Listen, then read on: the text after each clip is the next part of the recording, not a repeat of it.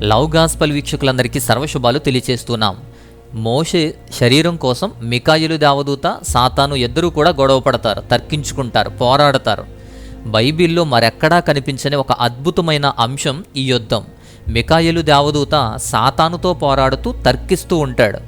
ఎందుకు అంటే చనిపోయిన మోషే శరీరం కోసం, మోషే బాడీ కోసం. ఇక్కడ చాలామంది అడిగిన ప్రశ్న, అసలు మోషే బాడీ కోసం, ఆ శరీరం కోసం సాతాను ఎందుకు పోరాడుతున్నాడు? మికాయేలు ఎందుకు కష్టపడుతున్నాడు, అడ్డుపడుతున్నాడు? అసలు ఆ సంఘటన ఏంటి?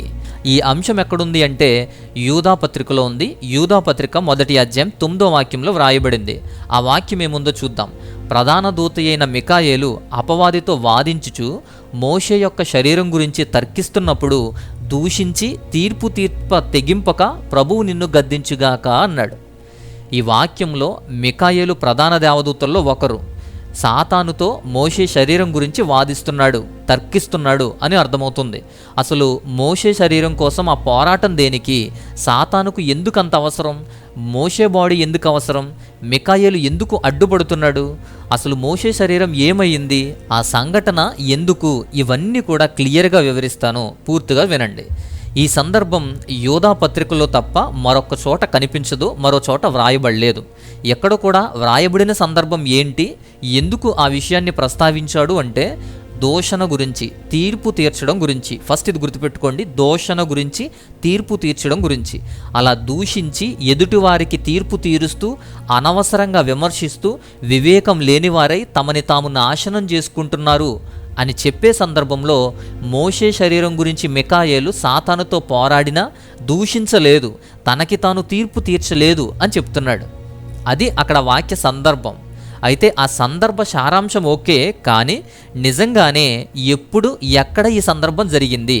కానీ చూస్తే మరో చోట ఎక్కడ బైబిల్లో లేదు. ఆ సందర్భం అయితే లేదు, కానీ అలాంటి ఇంకో సందర్భం మాత్రం దానియేలు గ్రంథంలో చూస్తాం. గాబ్రియేలు దేవదూత వచ్చిన విషయాన్ని దానియేలు గ్రంథంలో చూస్తాం. దానియేలు గ్రంథం 8వ అధ్యాయం 16వ వాక్యంలో, దానియేలు గ్రంథం 9వ అధ్యాయం 21వ వాక్యంలో మనం చూస్తాం గాబ్రియేలు దేవదూత వచ్చిన విషయం అక్కడ రాయబడుతుంది. అలాగే మికాయేలు వచ్చిన సందర్భం కూడా, భూమి మీదకి మికాయేలు వచ్చిన సందర్భం కూడా దానియేలు గ్రంథం 10వ అధ్యాయం 13వ వచనం 21వ వాక్యంలో మనం చూస్తాం.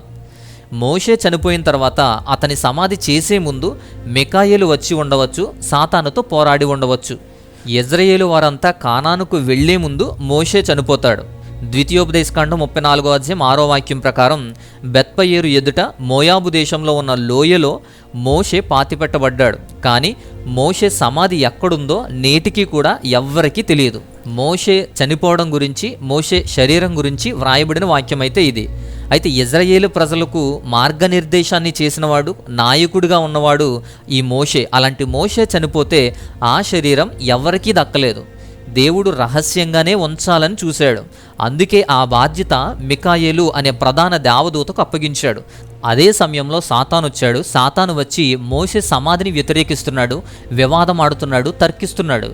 సాతాను వ్యతిరేకించడానికి కారణం ఏంటి? వ్యతిరేకించడానికి మోషే శరీరాన్ని దక్కించుకోవాలని ప్రయత్నం చేస్తున్నాడు. కారణం ఏంటంటే ఇక్కడ 2 విషయాలు మనం జాగ్రత్తగా గమనించాలి. మోషే శరీరంతో అపవాది మిస్యూజ్ చేసి ఇజ్రాయేలు ప్రజలను తప్పుదారి పట్టిద్దాం అనుకున్నాడు. అందుకే అడ్డుపడి మికాయేలుతో వాదనకు దిగాడు. అందులో 2 విషయాలు, ఫైట్ చేసే 2 విషయాలు మనం చూద్దాం.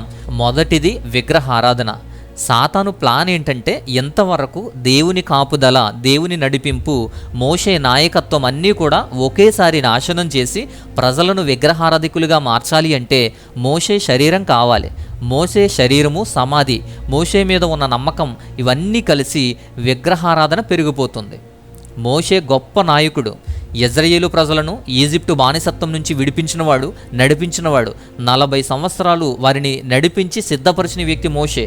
ప్రజల దృష్టిలో మోషేకు ఉన్నతమైన స్థానం ఉంది. అలా ఉన్నతమైన స్థానం ఉండడాన్ని బట్టి, మోషేను బట్టి నడవడం చూసినటువంటి ప్రజలు మోషేనే ఏకైక ఆప్షన్. వారికున్న ఏకైక ఆప్షన్ మోషేనే.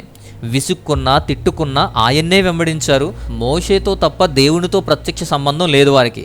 దేవుడు చెబితే మోషే ఇక్కడ చేసేవాడు. డైరెక్ట్గా వాళ్ళకి మోషేతోనే కనెక్షన్. కాబట్టి మోషేనే అన్ని వారికి దేవుణ్ణి చెయ్యాలని సాతాను చూస్తున్నాడు. ద్వితీయోపదేశకాండం 34వ అధ్యాయం 8వ వాక్యం చూడండి.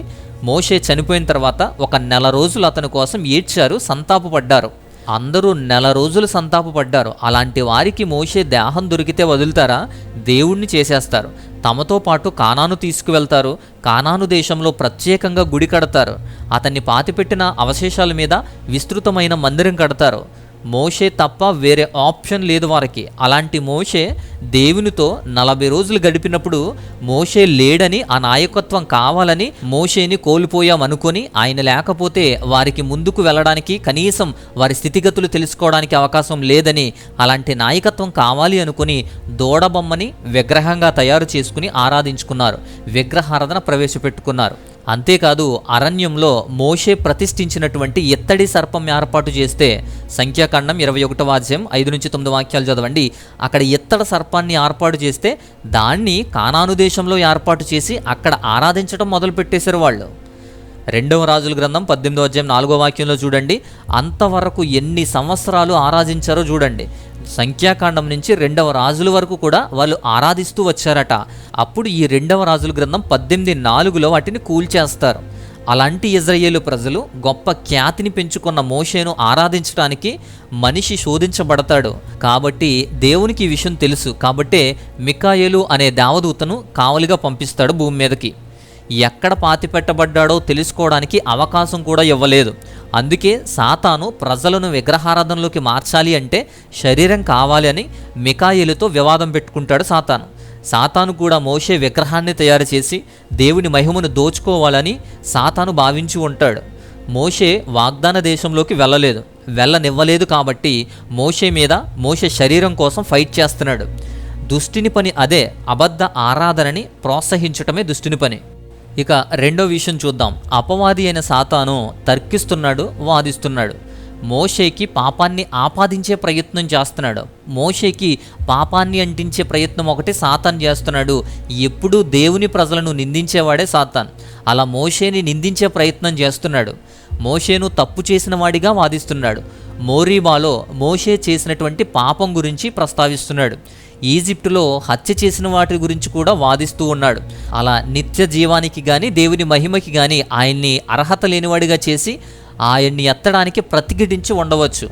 హత్యా నేరాన్ని చూపించి ఉండవచ్చు. మోషేకు అర్హత లేదని, ప్రత్యేకించకూడదని తర్కిస్తున్నాడు సాతాను మికాయేలుతో.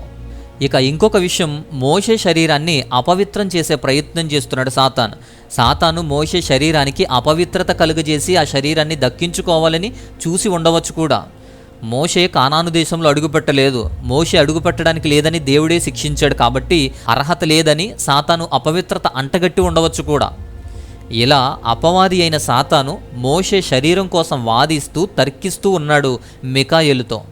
దేవుని మహిమను దొంగిలించడానికి, ప్రజలను మోసగించడానికి, ప్రజలను డైవర్ట్ చేయడానికి మోషే శరీరం కోసం తప్పుల్ని చూపిస్తూ ప్రతిఘటిస్తూ వాదిస్తూ ఉన్నాడు. ఒక పక్క సాతాను ఉంటే మరోవైపు మికాయేలున్నాడు. మికాయేలు ప్రధాన దూతల్లో ఒకడు, వారియర్, చీఫ్ ప్రిన్స్ అని పిలువబడేవాడు. అలాంటి శక్తివంతమైన దూతకి అప్పగించిన పని ఇది. ఆ పని వల్ల సాతానుతో పోరాడుతూ మోషే బాడీని రక్షించి రహస్యంగా తెలియని ప్లేస్లో పాతిపెట్టాడు మికాయేలు. అదంత ఈజీ కాదు. కాబట్టే సాతానుతో పోరాటం ఉంది. కాబట్టే అది అంత ఈజీ కాదు. కాబట్టి పరలోక దూత వచ్చి ఇక్కడ పనిచేస్తున్నాడు, పోరాడుతున్నాడు. అపవాది ఎంత చేసినా కూడా మికాయేలు అతి చేయలేదు, ఎక్కువ చేయలేదు. అపవాదితో వాదించాడు, తర్కించాడు తప్ప తీర్పు తీర్చలేదు, తప్పొప్పుల గురించి మాట్లాడలేదు. ప్రభువు నిన్ను గద్దించుగాక అన్నాడు. తన పని తను చేశాడు. దేవుని అధికారాన్ని మేరలేదు, అతి చెయ్యలేదు. అలా అని ఊరుకోలేదు. ఎంత సంయమనం పాటించాడో చూడండి. సాతానును ఓడించి గెలిచి సాతానుకు ఛాన్స్ ఇవ్వకుండా, మోషే శరీరం మిస్యూజ్ అవ్వకుండా, అతని చేతికి చిక్కకుండా, సాతానుకు చిక్కకుండా తన పనిలో విజయం సాధించాడు. సాతానుకు బుద్ధి చెప్పాడు. అదే నేర్చుకోవాల్సిన పాఠం. అతి చేస్తూ, ఎదుటివారిని నిందిస్తూ, తీర్పు తీరుస్తూ, తనకి తాము సమర్థించుకుంటూ, బాధ్యతల్ని మర్చిపోయిన వారికి, ఎదుటివారిని నిందించే వారికి, తీర్పు తీర్చేవారికి అర్థం కావడానికి, వారందరికీ బుద్ధి చెప్పడానికి యోధా వివరించాడు ఈ సందర్భాన్ని. సో ఈ సందర్భం వివరించినటువంటి విధానం అది. అంతేకాదు దేవుని పిల్లలు సాతానును అపవాదిని ఎలా ఎదుర్కోవాలో కూడా ఈ విషయం ద్వారా మనం గ్రహించవచ్చు. అందును బట్టి యోధా పత్రికలో వ్రాయబడింది. సో ఇది క్లియర్గా మీకు అర్థమైంది అని నేను అనుకుంటున్నాను. మీకు ఇంకేదైనా సందేహాలున్నా మీ సమస్యలు, ప్రార్థన అవసరతలు ఏమైనా ఉంటే వాట్సాప్ చేయండి. స్క్రీన్ మీద వాట్సాప్ నెంబర్ ఉంది. అలాగే మా వ్యయ ప్రయాసలకు మీ సహాయ సహకారాలు అందించాలంటే, మీ కానుకలు పంపించాలంటే స్క్రీన్ మీద డీటెయిల్స్ ఉన్నాయి, మీరు పంపించవచ్చు. సో ఈ విషయం అంతా పూర్తిగా మీకు అర్థమైంది అనుకుంటున్నాను. నచ్చితే లైక్ చేయండి. లైక్ చేసి ఈ విషయాన్ని ఇతరులకు కూడా మరి పంపించండి. వారికి కూడా సహాయకంగా, ఉపయోగకరంగా ఉంటుంది. మరొక అద్భుతమైన మంచి అంశంతో మరొక వీడియో ద్వారా మరలా కలుసుకుందాం. అంతవరకు దేవుని మహా ఉన్నతమైన కృపా కాపుదల మీ అందరికీ తోడయుండి బలపరుచునుగాక. ఆమెన్.